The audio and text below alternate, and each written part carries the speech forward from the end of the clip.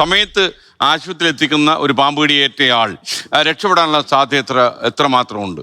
പണലി പോലൊരു സ്ഥാനത്ത് നിന്നായി കടിയേറ്റെങ്കിൽ സമയത്തിന് എത്തിക്കുകയാണെന്നുണ്ടെങ്കിൽ ഏതാണ്ട് ഒരു 90-95% രക്ഷപ്പെടാൻ തന്നെയാണ് സാധ്യത. ഈ കാര്യത്തിൽ നമുക്ക് എവിടെയാണ് പിഴവ് പറ്റുന്നത്? കാരണം ഈ പ്രത്യേകിച്ച് ഗ്രാമപ്രദേശങ്ങളിൽ പെട്ടെന്ന് വണ്ടി കിട്ടത്തില്ല, ആംബുലൻസ് കിട്ടത്തില്ല, അങ്ങനെയൊക്കെയുള്ള അസൗകര്യങ്ങളുള്ള ഒരു നാട് തന്നെയാണ് നമ്മളിപ്പോൾ നഗരവൽക്കരണം എന്നൊക്കെ പറഞ്ഞാലും. ആദ്യമായിട്ട് തന്നെ എസ് കെ അഭിനന്ദിക്കുകയാണ്. പാനലിസ്റ്റുകളെല്ലാം പറഞ്ഞതൊക്കെ വളരെ റിലവൻ്റ് ആയിട്ടുള്ള കാര്യമാണ്. അപ്പം ഏറ്റവും ശ്രദ്ധിക്കേണ്ട കാര്യം, ഇത് ഏതെങ്കിലും ഒരു കടി ഏറ്റു കഴിഞ്ഞാൽ അത് പാമ്പാണോ അല്ലെങ്കിൽ പഴുതാരയാണോ വേറെ എന്തെങ്കിലും ആണോ എന്നുള്ളതൊന്നും നോക്കേണ്ട കാര്യമില്ല. തൊട്ടടുത്ത ആശുപത്രിയിൽ പോവുക എന്നുള്ളതാണ്. ആശുപത്രിയിൽ പോയാലുള്ള ഏറ്റവും വലിയ മെച്ചം എന്ന് പറഞ്ഞു കഴിഞ്ഞാൽ, ഒരുപക്ഷെ പാമ്പ് കടിച്ചാൽ പോലും അത് വെനമസ് പാമ്പ് ആയിരിക്കണമെന്നില്ല. ഈ വെനമസ് പാമ്പ് ആണെങ്കിൽ പോലും അത് ചിലപ്പോൾ ഡ്രൈ ബൈറ്റ് ആയിരിക്കാം.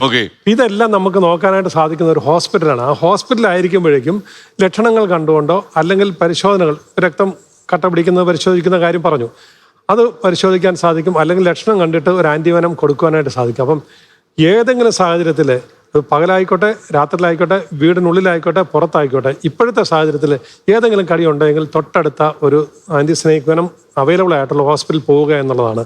നേരത്തെ പറഞ്ഞാൽ ഗോൾഡൻ അവർ തന്നെയാണ്.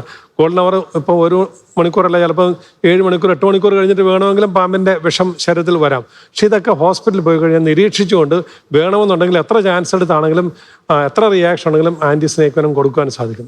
ഒരു പാമ്പ് കടി ചികിത്സിക്കുന്ന ഡോക്ടറെ ഏറ്റവും വലിയ വെല്ലുവിളി ഏതാ ഡോക്ടറുടെ അഭിപ്രായത്തിൽ? ഏറ്റവും വലിയ വെല്ലുവിളി അത് മാനേജ് ചെയ്യുന്നത് തന്നെയാണ്. കാരണം എല്ലാത്തരം കോംപ്ലിക്കേഷനും ഉണ്ടാകാം.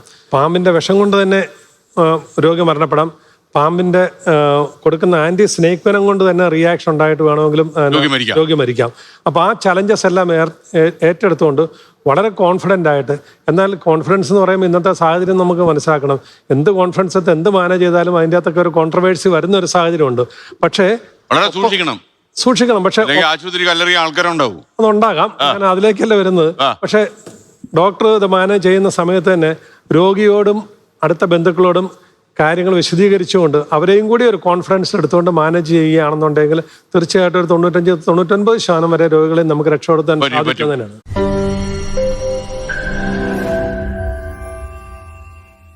ലോകത്തെവിടെയായാലും ഏത് സമയത്തും 24 വാർത്തകളും ഓഗ്മെന്റഡ് റിയാലിറ്റി പാക്കേജുകളും എക്സ്പ്ലെയിനറുകളും വിശദമായി കാണാൻ ഞങ്ങളുടെ യൂട്യൂബ് ചാനൽ നിങ്ങൾക്ക് സബ്സ്ക്രൈബ് ചെയ്യാം.